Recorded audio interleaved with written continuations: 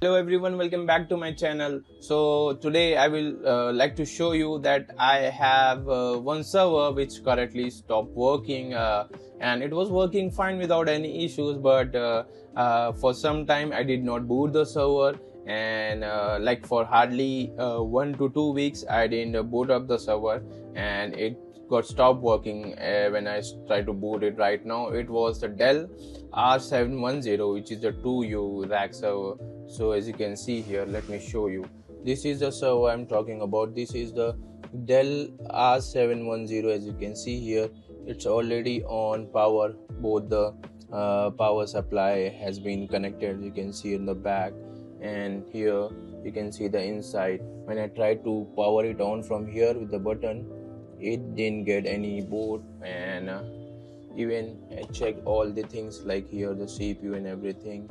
Even I tried to remove the RAM and clean the RAM, it is not booting, so it got stopped working. So I came to know that you have to keep it running server when you use it on your network, but I have due to the power issues I have stopped this using this server for some time, and then I tried to boot it, it is not working. So let me show you the other server which I have currently on my rack. So here is the rack. I will show you.